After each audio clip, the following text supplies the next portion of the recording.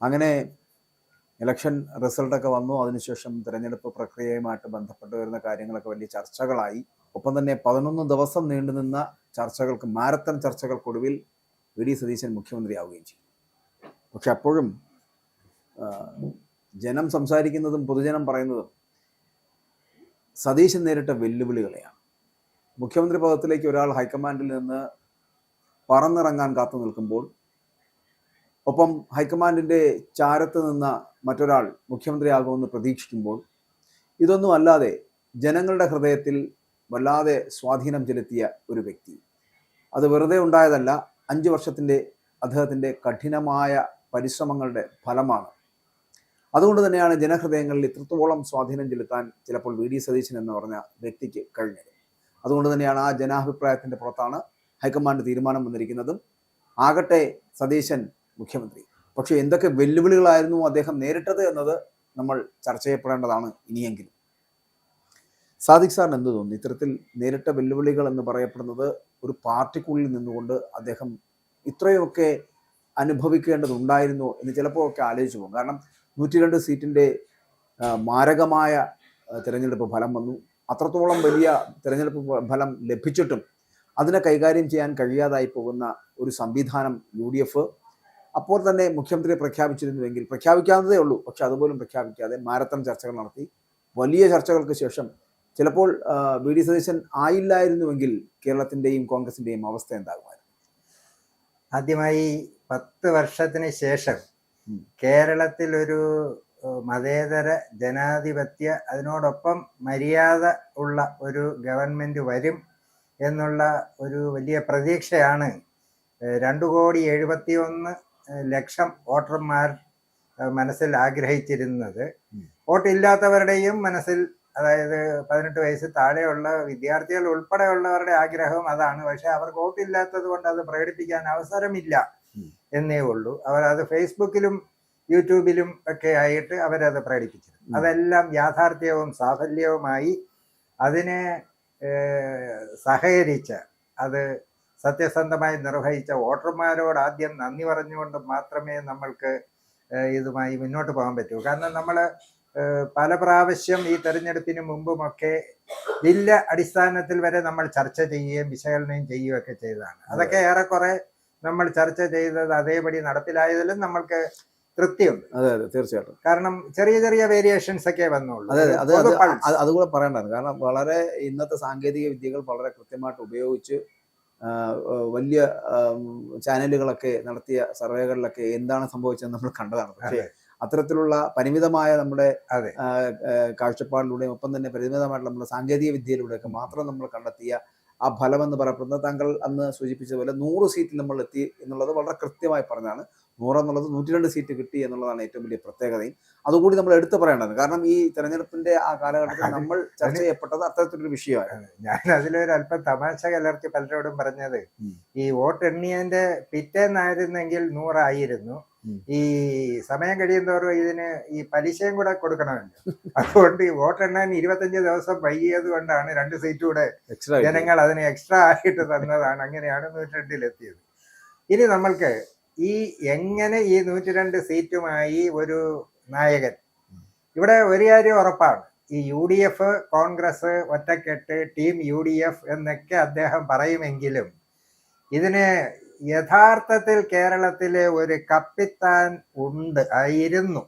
ആ കപ്പിത്താൻ മുൻ മുഖ്യമന്ത്രി സഖാവ് പിണറായി വിജയനല്ല. യഥാർത്ഥ കപ്പിത്താൻ വി ഡി സതീശനാണെന്ന് അദ്ദേഹം തെളിയിച്ചു കൊടുത്തിരിക്കുകയാണ്. ഇവിടെ അദ്ദേഹം നേരിട്ട വെല്ലുവിളികൾ എന്ന് പറഞ്ഞാൽ നേരിട്ടത് വെല്ലുവിളികളേ ഉള്ളൂ. സാധാരണ പലപ്പോഴും പലർക്കും പ്രതിപക്ഷത്തിരിക്കുമ്പോൾ സമ്പൂർണ്ണ, കാരണം ഈ പ്രതിപക്ഷത്തിനകത്ത് പിന്നെ ഒരു വെല്ലുവിളിയുടെ ആവശ്യമില്ല. വെല്ലുവിളിയൊക്കെ നേരിടുന്ന സാധാരണ ഭരണപക്ഷം. പക്ഷേ ഈ കഴിഞ്ഞ 5 വർഷത്തെ മാത്രം നമ്മൾ എടുത്ത് നോക്കിയാൽ ഭരണപക്ഷത്തിന് ഒരു വെല്ലുവിളിയില്ലായിരുന്നു. പാർട്ടിക്ക് അകത്തുനിന്ന് വെല്ലുവിളിയില്ല, LDF നിന്ന് വെല്ലുവിളിയില്ല, ജനങ്ങളിൽ നിന്നില്ല, ചാനലുകളിൽ നിന്നില്ല, ഒരിടത്ത് നിന്നുമില്ല. ആളുകളുടെ ദൈനംദിന ജീവിതത്തിൽ അവർക്കുണ്ടായത് മനസ്സിൽ നിന്നാണ്. അതാണ് ഈ അണപൊട്ടി ഒഴുകി നമ്മുടെ ഡാമുകളെല്ലാം കൂടെ തുറന്നു വിട്ടത് കണ്ട് മനുഷ്യ മനസ്സിന്റെ ദേഷ്യവും വികാരവും എല്ലാം കൂടെ ഒന്നിച്ചങ്ങ് തുറന്നു വിട്ടത് കൊണ്ടാണ് 15-20 ലക്ഷം വോട്ടിന്റെ വ്യത്യാസമുണ്ട് LDF-ഉം UDF-ഉം തമ്മിൽ. ഇന്നുവരെ അങ്ങനെ ഒരു ഇതുണ്ടായിട്ടുണ്ടോ നമുക്കറിയാം. 1 കോടിയിലധികം വോട്ട് നേടുകയും ചെയ്തു. 1,55,000. അതായത് 1 കോടി ക്ലബ്ബ് എന്നൊക്കെ പറയുകയാണെങ്കിൽ കേരളത്തിന്റെ ചരിത്രത്തിൽ ആദ്യമാണ്. ആകെ 2,71,00,000 വോട്ടർമാരേ ഉള്ളൂ. അതിന്റെ 80% പോൾ ചെയ്തോളൂ. ഏതാണ്ട് 2,10,15,00,000 പേര് വോട്ട് ചെയ്തതിൽ അതിന്റെ പകുതി ഏതാണ്ട് 1,55,000 എന്ന് പറയുമ്പോൾ ഇത് സമാനതകളില്ലാത്ത ഒരു വിജയമാണ്. എനിക്ക് തോന്നുന്നത് ഈ വെല്ലുവിളികൾ കൂടുന്തോറും UDF-ന്റെയും കോൺഗ്രസിന്റെയും ഭൂരിപക്ഷവും കൂടിക്കൊണ്ടിരുന്നു. അതാണ് കാരണം ഒരുപാട് എതിർക്കുമ്പോൾ നമ്മളുടെ കൃത്യമായി രാഷ്ട്രീയ നിരീക്ഷണം നടത്തുന്ന കാരശ്ശേരി മാഷ് പറഞ്ഞ ഒരു വാചകം നമുക്ക് ഇവിടെ കടമെടുക്കാം. വെള്ളാപ്പള്ളി നടേശനും സുകുമാരൻ നായരും കാന്തപുരവും എല്ലാം കൂടെ ഒന്നിച്ച് എതിർക്കണമെങ്കിൽ ആ ആളിനകത്ത് എന്തോ നല്ല വംശമുണ്ട്. അല്ലെങ്കിൽ ഈ 3 എണ്ണവും കൂടെ പരസ്പരം കീരിയും പാമ്പും അതിനപ്പുറവും ഒക്കെ ആയിട്ടുള്ള ഈ 3 എണ്ണവും കൂടി ഒന്നിച്ചൊരേ ആളിനെ എതിർക്കുമ്പോൾ ആ ആൾ അത്ര മഹാനാണ് എന്നുള്ള ഒരു ചിന്തയും കൂടി ആളുകൾക്കുണ്ടായി. അതുകൊണ്ട് എനിക്ക് തോന്നുന്നത് ഈ വെല്ലുവിളി കൂടിയതാണ് അദ്ദേഹത്തിന് ഗുണകരം ആയത്. അതിനകത്ത് നമ്മൾ ഈ പറയുന്ന പോലെ 102 സീറ്റ് എന്ന് പറയുന്ന അധിക സീറ്റിലേക്ക് എത്തി, വലിയ ശോഭയോടുകൂടി എത്തിയാണ്. പക്ഷേ അതിനുശേഷം ഉണ്ടായ തർക്കങ്ങളൊക്കെ അതിന്റെ ശോഭ കെടുത്തി എന്നുള്ള കാര്യത്തിൽ തർക്കമില്ല. മറ്റൊന്ന് ആദ്യം പറഞ്ഞ പോലെ വെള്ളാപ്പള്ളി നടേശൻ NSSന്റെ ജനറൽ സെക്രട്ടറി സുകുമാരൻ നായർ, പിന്നെ അതുപോലെ തന്നെ ഈ ബാക്കിയുള്ള സംഘടന ഇപ്പൊ കാന്തപുരമാണെങ്കിലും അതുപോലെ തന്നെ SDP ആയി ബന്ധപ്പെട്ട് വരുന്നവരൊക്കെ ആണെങ്കിലും ഇദ്ദേഹത്തിനെതിരായിട്ടുള്ള സമീപനം സ്വീകരിച്ചിട്ടുണ്ട്. ആരുടെയും തിണ്ണനിറങ്ങാൻ സതീശൻ പോയിട്ടുമില്ല. വളരെ കൃത്യമായിട്ടുള്ള മതവർഗീയതയ്ക്കെതിരെ കൃത്യമായ നിലപാടെടുത്ത നേതാവ് കൂടിയായിരുന്നു അദ്ദേഹം. പക്ഷേ ഇവരെല്ലാവരും ഒരേ സമയത്തിന് ഇത്രത്തോളം വെറുക്കപ്പെട്ട ഒരു നേതാവാക്കി മാറ്റുകയായിരുന്നു സതീശനെ. അത് താങ്കൾ പറഞ്ഞത് ശരിയാണ്. ആ വെറുക്കപ്പെടലുകൾ, ഇതുപോലുള്ള മത സാമുദായിക നേതാക്കന്മാരുടെ വെറുക്കപ്പെടലുകളാണ് സതീശന് 102 സീറ്റുകളിലേക്ക് എത്തിയത് എന്ന് പറയേണ്ടി വരും. അത് ഒന്നാമത്തെ കാര്യമാണ്. മറ്റൊന്ന്, ഒരിക്കലും ഇതുപോലുള്ള മത നേതാക്കന്മാർ പറഞ്ഞാൽ ഞങ്ങൾ കേൾക്കില്ല എന്നുള്ളൊരു വളരെ കൃത്യമായ ഒരു സന്ദേശം കൂടി എല്ലാ സമുദായത്തിൽ നിന്നുള്ള അംഗങ്ങളും നൽകിയിരിക്കുന്നു എന്നും കരുതാം. കാരണം SNDPയുടെ വെള്ളാപ്പള്ളി പറഞ്ഞു, നടേശൻ പറഞ്ഞാൽ നടേശന്റെ വീട്ടിലുള്ളവർ കേൾക്കുമായിരിക്കും, ബാക്കിയുള്ളവർ ആരും കേൾക്കണമെന്നില്ല. അതുപോലെ സുകുമാരൻ നായർ പറഞ്ഞ അവിടുത്തെ എല്ലാ നായന്മാരും അത് കേൾക്കുന്നില്ല, അവരാരും കേൾക്കുന്നില്ല, അല്ലേ? അതിന്റെ ഒരു ഉത്തമ ഉദാഹരണമാണ് ഇത്രയും ഇപ്പൊ പറഞ്ഞ പോലെ 1 ലക്ഷത്തിലധികം വരുന്ന വോട്ട് നേടി അധികാരത്തിലേക്ക് എത്തുന്നത് എന്നുള്ളതാണ്. അപ്പോൾ നമ്മൾ പറഞ്ഞു വരുന്നത്, അപ്പൊ ഇത്രത്തോളം വെല്ലുവിളികൾ നേരിടാൻ വേണ്ടിയിട്ട് മാത്രം എന്ത് തെറ്റാണ് സതീശൻ ചെയ്തത് എന്നുള്ളതാണ്. ഒറ്റ തെറ്റേ ഉള്ളൂ. നമ്മൾ രാഷ്ട്രീയം എന്ന് പറഞ്ഞാൽ, അതായത് ഇന്ത്യൻ രാഷ്ട്രീയമെന്നും നമുക്ക് പറയണ്ട, കേരള രാഷ്ട്രീയം എന്ന് പറയുന്നത് വല്ലാത്ത രീതിയിൽ ചിന്തിക്കുന്ന ഒരു രാഷ്ട്രീയമാണ്. അതായത് നമ്മളെ രാഷ്ട്രീയം എന്നാൽ പഠിപ്പിച്ചും പറഞ്ഞും ഫലിപ്പിച്ചും വെച്ചിരിക്കുന്നത് പ്രതിപക്ഷത്തിരുന്നു കൊണ്ട് നിരന്തരം സമരവും അക്രമവും പൊതുമുതൽ നശിപ്പിക്കലും ഒക്കെയായി അങ്ങ് അക്രമാസക്തമായാൽ അടുത്ത തെരഞ്ഞെടുപ്പിന് വൻ ഭൂരിപക്ഷത്തിൽ ജയിക്കാമെന്നുള്ളതാണ്. അങ്ങനെയേ അല്ല എന്നുള്ളത് തെളിയിച്ചു കൊടുത്ത വ്യക്തിയാണ് VD സതീശൻ. കാരണം അദ്ദേഹം ഒരു കാര്യം നമുക്ക് ഇപ്പൊ പ്രത്യേകം ഓർമ്മിപ്പിക്കേണ്ടതുണ്ട്. INTUC ഉൾപ്പെടെയുള്ള പൊതു ട്രേഡ് യൂണിയനുകളെല്ലാം കൂടെ ചേർന്ന് കേന്ദ്രത്തിനെതിരെ ഒരു പണിമുടക്കം പ്രഖ്യാപിച്ചു. ആ പണിമുടക്കത്തിൽ കേരളത്തിൽ പണിമുടക്കം എന്ന് പറഞ്ഞ ഹർത്താലാണ്. അങ്ങനെ ഹർത്താലും ജനങ്ങളെ ബുദ്ധിമുട്ടിക്കാനും ഉള്ള അവസരമുണ്ടായപ്പോൾ ശ്രീ VD സതീശൻ തന്നെ പറഞ്ഞു, ഈ ഹർത്താലിന് ഞാൻ എതിരാണ്. ജനങ്ങളെ ബുദ്ധിമുട്ടിക്കുന്ന ഒരു പരിപാടിക്കും നമ്മൾ ഇല്ല. അത് INTUC അതിൽ പങ്കാളിയായിട്ട് പോലും അതാണ് നിലപാട്. ഇത്തരം നിലപാടുകളാണ് അദ്ദേഹത്തിന് വെല്ലുവിളിയായി വരുന്നത്. സ്വാഭാവികമായിട്ടും ആ INTUC-യിൽ തന്നെയുള്ള വലിയൊരു വിഭാഗത്തിന് നമ്മളൊരു പണിമുടക്കം നടത്തുമ്പോൾ നമ്മളുടെ നേതാവ് തന്നെ നമ്മളെ കുരുതി കൊടുക്കുന്നതിന് തുല്യമല്ലേ എന്ന് പോലും വരും. അവിടെ 5 വർഷക്കാലം ഈ ഹർത്താലുകളൊന്നും ഇല്ലാതായത് ജനങ്ങളുടെ ഇടയിൽ വലിയ മതിപ്പുണ്ടാക്കിയ ഒരു കാര്യമാണ്. തീർച്ചയായും പ്രതിപക്ഷ നേതാവ് എന്ന നിലയിൽ അതിനകത്ത് അത് ശ്ലാഘനീയമായ കാര്യവുമാണ്. അത് നമ്മൾ ഇതിനെ ചില പഴയ ഇതുമായി ചിലത് കൂട്ടി വായിക്കുകയും കൂടെ ചെയ്യണം. 96-2001 EK നായനാർ മുഖ്യമന്ത്രി ആയിരിക്കുമ്പോൾ പ്രതിപക്ഷ നേതാവ് AK ആന്റണി, അന്നത്തെ KPCC president Shri Thennala Balakrishnapillai sir, രണ്ടും ഗാന്ധിയന്മാർ. ഒരു ഹർത്താലില്ല, നിയമസഭയിൽ ഒരു വാക്കൗട്ട് ഇല്ല, ഒന്നുമില്ല, വെറുതെ ഇരുന്നു കൊടുത്ത് 2001 തെരഞ്ഞെടുപ്പിൽ 99 സീറ്റ് സ്വന്തം നിലയിലും കഴക്കൂട്ടത്ത് ശ്രീ MA വാഹിദ് സ്വതന്ത്രനായി ജയിച്ചിട്ട് കോൺഗ്രസിലും ചേർന്ന് സെഞ്ചുറി അടിച്ച് 100 പേരുമായിട്ടാണ് ആ ഗവൺമെന്റ് വന്നത്. തീർച്ചയായിട്ടും അതേപോലത്തെ ഒരു നിലപാടാണ് ശ്രീ വി ഡി സതീശനും ഇത്തവണ എടുത്തത്. പിന്നീട് ചെറിയ ചെറിയ സമരങ്ങൾ, അത് അക്രമാസക്തമോ പൊതുമുതൽ നശിപ്പിക്കലോ അതൊക്കെ അതിന്റെ കൂടത്തിന്, അതായത് ഒരു രാഷ്ട്രീയ പാർട്ടി എന്നുള്ള നിലയിൽ സ്വീകരിക്കേണ്ട വളരെ കൃത്യമായിട്ടുള്ള നിലപാടുകളും തീരുമാനങ്ങളും എടുത്ത് തന്നെയാണ് പ്രതിപക്ഷ നേതാവ് മുന്നോട്ട് പോയത്.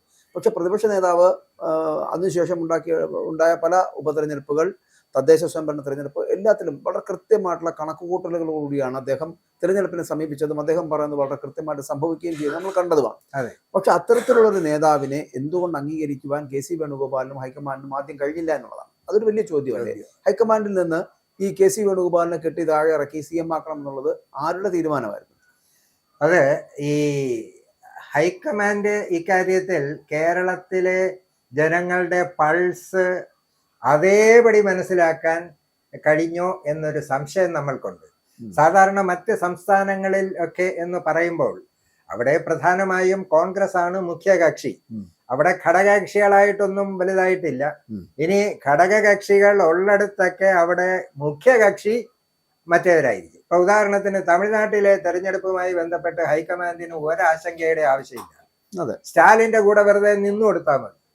അപ്പോ ബാക്കി കോൺഗ്രസ് ശക്തമായ ഉള്ളിടത്തൊന്നും ഘടകകക്ഷികളും ഇല്ല. അവിടെ തമിഴ്നാട്ടിൽ കാണിച്ചതും ശരിയല്ല, വൃത്തികളാണ് കാണിച്ചത്.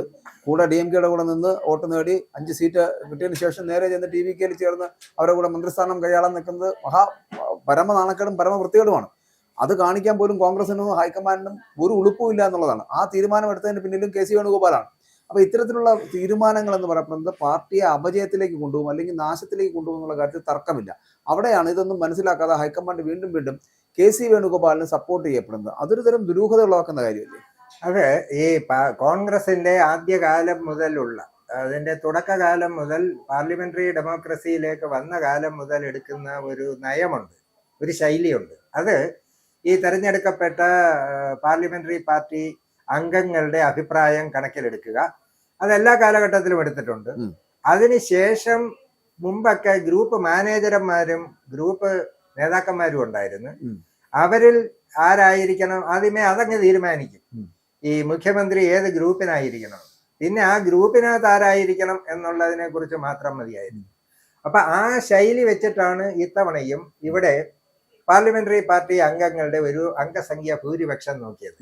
അപ്പൊ അവിടെ സ്വാഭാവികമായിട്ടും കൃത്യമായി എത്ര പേർക്ക് വേണ്ടി പറഞ്ഞു എന്നുള്ളതൊന്നും പണ്ടും ഔദ്യോഗികമായി വെളിപ്പെടുത്തത്തില്ല, ഇപ്പോഴും വെളിപ്പെടുത്തുകയില്ല.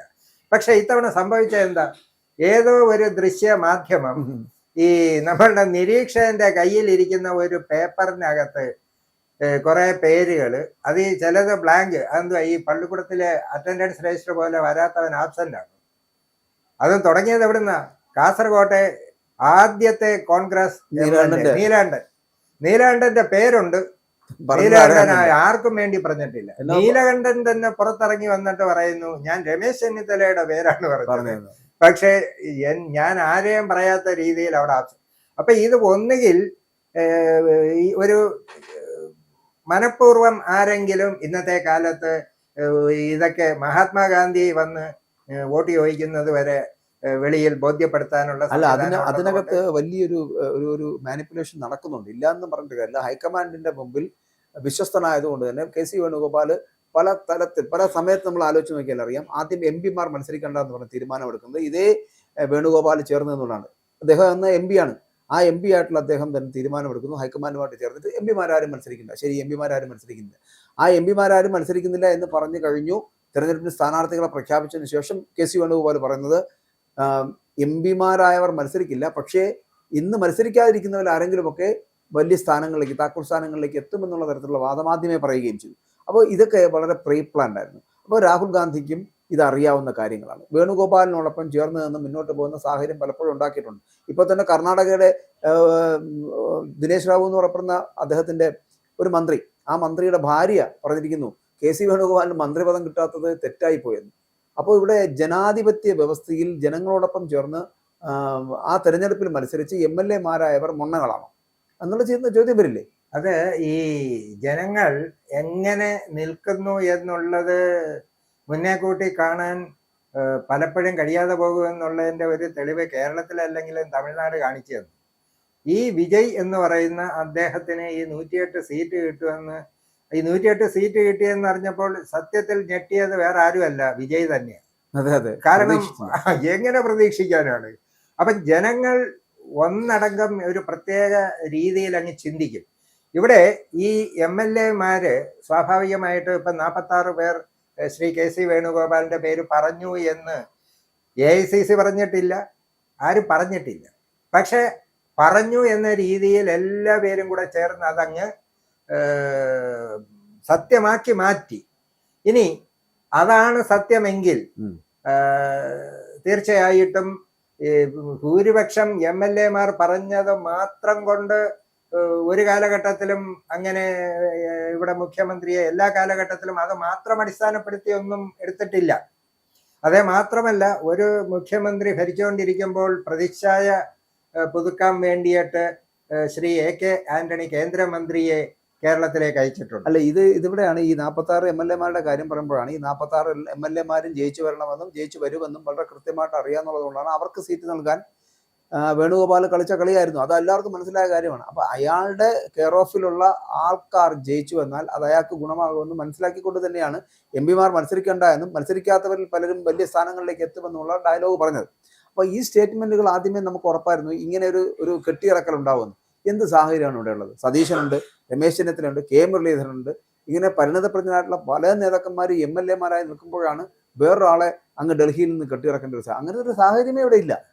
അപ്പൊ ഇതൊക്കെ പറഞ്ഞു വെക്കുന്നത്, അല്ലെങ്കിൽ ഇത് നമുക്ക് നോക്കിക്കാണുന്നത് ഇവരിത് അറിഞ്ഞുകൊണ്ട് ചെയ്യുന്ന പരിപാടിയാണ്. ഒരു സംസ്ഥാനത്ത് ഒരു അധികാരമില്ലാതെ കിടക്കുന്ന പാർട്ടിയാണ് കോൺഗ്രസ്. ഒരു സംസ്ഥാനത്ത് അധികാരം കിട്ടുന്നു എന്നറിയപ്പെടുമ്പോൾ അവിടേക്ക് എങ്ങനെയെങ്കിലും ചാടി ഇറങ്ങി വന്ന് 5 വർഷം മുഖ്യമന്ത്രിയാകുവാനുള്ള നാണം കെട്ട പ്രവർത്തനമാണ് KC വേണുഗോപാലിന്റെ ഭാഗത്തുനിന്നുണ്ടായത്. ഇദ്ദേഹം ഇതൊന്നും ചെയ്യേണ്ടായിരുന്നല്ലോ. പകരം ഞാനെപ്പോഴും പറയുന്നു, KC വേണുഗോപാലിന് ഒരു തരത്തിലുള്ള നമുക്ക് വിരോധമില്ല. പകരം ഇദ്ദേഹം ഒരു കാര്യം ചെയ്താൽ മതിയായിരുന്നു. ആലപ്പുഴയുടെ MP സ്ഥാനം രാജിവെച്ചിട്ട് ആലപ്പുഴയിലോ കണ്ണൂരിലോ ഇരിക്കൂറിലോ എവിടെയെങ്കിലും ഒരിടത്ത് അദ്ദേഹം MLA സ്ഥാനത്തിന് വേണ്ടിയിട്ട് മത്സരിക്കാത്ത എന്താ? മത്സരിച്ചതിന് ശേഷം ഞാൻ മുഖ്യമന്ത്രിയാകാൻ തയ്യാറാണെന്ന് പറഞ്ഞ് വരാത്തെന്താ? എങ്കിൽ ജനങ്ങൾ ഒരു നിലപാടെടുത്തേനെ. ജനങ്ങൾ വേറൊരു നിലപാടെടുക്കുന്നത് എനിക്ക് തോന്നുന്നു ആ നിലപാട് ഇതായിരിക്കില്ല. 102 സീറ്റ് കിട്ടില്ല, ചിലപ്പോൾ ജയിക്കാനുള്ള സീറ്റ് തന്നെ കിട്ടുന്ന കാര്യം സംശയമായിരിക്കും. സാധാരണഗതിയിൽ ഈ പാർലമെന്ററി പാർട്ടിയോ പാർട്ടിയുടെ ഹൈക്കമാൻഡോ ഒക്കെ ഒരു നിലപാടെടുത്താൽ ചെറിയ ചെറിയ മുറിവുറുപ്പുണ്ടാകുമെങ്കിലും അത് അംഗീകരിക്കപ്പെടുന്ന ഒരു കീഴ്വഴക്കം ഈ കഴിഞ്ഞ തവണ ഇപ്പോൾ വരെ ഉണ്ടായിരുന്നു. അതിനെ അട്ടിമറിച്ച ഒരു തീരുമാനവും നടപടിയുമാണ് ഇപ്പോൾ ഉണ്ടായത്. അത് എന്ത് ആണ് എന്ന് വെച്ച് കഴിഞ്ഞാൽ, ഇവിടെ ഈ MLA-മാർ മുഴുവൻ പറഞ്ഞാലും ഘടകകക്ഷികൾ പറഞ്ഞാലും ജനങ്ങൾ തീരുമാനിക്കുമെന്നുള്ള വലിയ ഒരു സന്ദേശം കേരളത്തിൽ വന്നു. അത് ഒരു നല്ല കാര്യമാണ്. കാരണം ഇതിപ്പോൾ ഈ മുഖ്യമന്ത്രിയെ നേരിട്ട് കേരളത്തിലെ മുഴുവൻ വോട്ടർമാരും കൂടെ തെരഞ്ഞെടുത്ത പോലെയായി. MLA-മാരൊക്കെ ഈ ഇപ്പോഴത്തെ സാഹചര്യത്തിൽ ശ്രീ VD സതീശൻ മുഖ്യമന്ത്രി ആകണമെങ്കിൽ കൈപൊക്കുമ്പോൾ 72 കൈപൊങ്ങണം എന്നുള്ളത് കൊണ്ടാണ് 72 വേണ്ട 102 പൊങ്ങിക്കോട്ടെ എന്ന് പറഞ്ഞ് ജനങ്ങൾ തീർച്ചയായിട്ടും അവിടെ ശ്രീ KC വേണുഗോപാൽ പറഞ്ഞതും AICC പറഞ്ഞതും കോൺഗ്രസിന്റെ മറ്റു പല നേതാക്കന്മാരും പറഞ്ഞതൊക്കെ സത്യമാണ്. ഈ ഭൂരിപക്ഷം ഞങ്ങൾ നോക്കും, അതുപോലെ MLA ആയിട്ടല്ലാതിരുന്നവർ മുഖ്യമന്ത്രി ആയിട്ടുണ്ട്, അതെല്ലാം ശരിയാ. കേരളത്തിൽ തന്നെ ഉണ്ടായിട്ടുണ്ട്, LDF-ലും ഉണ്ടായിട്ടുണ്ട്, UDF-ലും ഉണ്ടായിട്ടുണ്ട്. അതുപോലെ ഇപ്രാവശ്യവും അദ്ദേഹത്തെ ഒന്നുകിൽ അദ്ദേഹത്തിന്റെ വ്യക്തിപരമായ ആഗ്രഹം, ഇല്ലെങ്കിൽ അദ്ദേഹത്തെ മുഖ്യമന്ത്രി ആക്കണമെന്ന് ഹൈക്കമാൻഡിന്റെ ആഗ്രഹം. ഇതേതാണെന്ന് രണ്ടു കൂട്ടരും പറഞ്ഞിട്ടില്ല. പക്ഷെ ഈ രണ്ടിലേതാണെങ്കിലും ഞങ്ങൾ ഇത് അനുവദിക്കുകയില്ല എന്ന് ആദ്യം ജനങ്ങൾ ഒന്നടങ്കം പറഞ്ഞു. ഒപ്പം ഘടകകക്ഷികളും പറഞ്ഞു. സാധാരണ UDF-ലും കോൺഗ്രസിനെയും അലട്ടുന്ന ഏറ്റവും വലിയ പ്രശ്നം ഘടകകക്ഷികളുടെ തലവേദനയാണ്. ഇപ്രാവശ്യം ഉണ്ടായത് ഘടകകക്ഷികൾ ഒന്നടങ്കം. ഈ പാർട്ടി കോൺഗ്രസിനകത്ത് ഓരോ നേതാക്കന്മാർക്കും ഓരോ ഫാൻ അസോസിയേഷൻ, അത് പണ്ടുതൊട്ടേ ഉണ്ട്. ഗോപാലകൃഷ്ണ ഗോഖലെയും ബാലഗംഗാധര തിലകന്റെയും കാലം തൊട്ട് ഫാൻസ് ഉണ്ട്, അതിപ്പോഴും ഉണ്ട്, അത് ഇനിയും ഉണ്ടാകും. പക്ഷേ അതെന്തുണ്ടായാലും ജനങ്ങൾ നിശ്ചയിക്കുന്ന ഒരാളെ മുഖ്യമന്ത്രിയാകുമെന്നുള്ള ഒരു നിലയിലേക്ക് എത്തി. ആ അർത്ഥത്തിൽ നേരിട്ട എല്ലാ വെല്ലുവിളികളെയും, ഒരുപാട് വെല്ലുവിളികൾ ഇതിനകത്ത് ഒരുപാട് വെല്ലുവിളികളുണ്ട്, അതൊക്കെ അതിജീവിച്ച് മുന്നോട്ട് പോകേണ്ട സമയമാണ് ഇത്. പാർട്ടിക്ക് അകത്തു നിന്നും വെല്ലുവിളി, പുറത്തുനിന്നും ഒക്കെ വെല്ലുവിളികൾ. പിന്നെ അദ്ദേഹത്തിന്റെ നിലപാടുകൾ, ഈ ജനം താരതമ്യം ചെയ്തു. അതെ, അഴകുഴമ്പൻ സമീപനം അല്ല. മുഖ്യമന്ത്രി പറഞ്ഞു 4 സീറ്റിനും 10 വോട്ടിനു വേണ്ടിയും ഞങ്ങൾ നിലപാട് മാറ്റില്ല. ശബരിമലയിൽ ആദ്യം യുവതികളെ പ്രവേശിപ്പിച്ചു, പിന്നീട് 4 വോട്ടിനും 10 സീറ്റിനും വേണ്ടി ഒരു കാരണവശാലും കേറ്റില്ല എന്ന് പറഞ്ഞെടുത്തൊക്കെ ഇദ്ദേഹം പറഞ്ഞൊരു വാചകം നമ്മൾക്ക് ശ്രദ്ധിക്കണം. ചിലര് ഞങ്ങൾക്ക് വോട്ട് ബാങ്ക് ഉണ്ടെന്ന് പറഞ്ഞ് ഭീഷണിപ്പെടുത്തുക. ലക്ഷക്കണക്കിന് കോടിക്കണക്കിന് വോട്ടുകൾ ഉണ്ട് എന്ന് പറഞ്ഞാലും ഈ ബോധ്യത്തിൽ നിന്നും ഉടലെടുത്ത നിലപാട് അറബിക്കടൽ ഇരമ്പി വന്നാലും ആ ബോധ്യത്തിൽ നിന്നും പുറകോട്ട് പോകില്ല എന്നൊക്കെ പറയാൻ കഴിയുക എന്ന് പറഞ്ഞാൽ അതൊരു വലിയ, തീർച്ചയായിട്ടും കേരളത്തിൽ ഇന്ന് വരെ ഒരു നേതാവും ധൈര്യപ്പെടാത്ത, ഒരാളും പറയാത്ത ഒരു കാര്യം തന്നെയാണ്. രാഷ്ട്രീയ വനവാസത്തിന് പോകും. UDF മാന്യമായ എന്നുള്ള നിലയിലാണ് പറഞ്ഞത്. അതിനെ വളച്ചൊടിച്ച് 100 സീറ്റ് കിട്ടിയില്ലെങ്കിൽ രാഷ്ട്രീയ വനവാസത്തിന് പോകും എന്നൊക്കെ വളച്ചൊടിച്ച് വക്രീകരിക്കാനൊക്കെ നോക്കിയെങ്കിലും 102 അത് അപ്പോഴും ഈ 2 എണ്ണം അധികം വന്നതിനും ആ പ്രചരണവും പ്രയോജനപ്പെട്ടു. 100 കിട്ടിയില്ലെങ്കിൽ വനവാസത്തിന് പോകുക എന്നുള്ളത് കൊണ്ട് 2 നിയോജകമണ്ഡലക്കാരുടെ വിചാരിച്ചത് നമ്മുടെ എന്തായാലും ഈ KC വേണുഗോപാലും രമേശ് ചെന്നിത്തലയും ഹൈക്കമാൻഡും ഒക്കെ തഴഞ്ഞ് VD സതീശനെ തഴഞ്ഞ് മുന്നോട്ട് പോകാൻ ശ്രമിച്ചുവെങ്കിലും ജനങ്ങളുടെ വളരെ കൃത്യമായിട്ടുള്ള ഇടപെടലുകളുണ്ട്. VD സതീശൻ ജനങ്ങളുടെ മുഖ്യമന്ത്രിയായി മാറുകയാണ്. വലിയ ആവേശവും ഒപ്പം തന്നെ പ്രതീക്ഷയുമാണ്. ഒരു 1000 പ്രതീക്ഷകളുമായിട്ടാണ് ജനങ്ങൾ VD സതീശനെ ഇപ്പോൾ മുഖ്യമന്ത്രിയാക്കിയിരിക്കുന്നത്. അല്ലാതെ VD സതീശൻ മുഖ്യമന്ത്രി ആയതുകൊണ്ട് പാലും തേൻ ഒഴുക്കുന്നൊന്നും അവർക്കില്ല. പക്ഷെ അദ്ദേഹം നിലപാടുകളെടുത്ത ആ പല കാര്യങ്ങളും പൂർത്തിയാക്കാൻ കഴിയും, അല്ലെങ്കിൽ പൂർത്തീകരിക്കും എന്നുള്ള വലിയ വിശ്വാസത്തിലാണ്. ഒരു മാറ്റമാണ്. അതാണ് ജെൻസി എന്ന് പറയപ്പെടുന്ന ഒരു സംവിധാനത്തിലേക്ക് എത്തിയത്. ആ ജെൻസികളുടെ ഒരു മാറ്റം വളരെ കൃത്യമായി പ്രതിഫലിക്കുമെന്ന് തന്നെ നമുക്ക് വിശ്വസിക്കാം. എന്തായാലും ഇത്രയും വെല്ലുവിളികളൊക്കെ നേരിട്ട ഒരാളല്ലേ. വലിയ പ്രതീക്ഷകൾ, അല്ലെങ്കിൽ ഭരണത്തിൽ അദ്ദേഹത്തിന്റെ മികവ്, അദ്ദേഹത്തിന്റെ നിലപാടുകൾ, തീരുമാനങ്ങളെല്ലാം കൃത്യമാകുമെന്ന് നമുക്ക് വളരെ പ്രതീക്ഷയോട് കാത്തിരിക്കാം.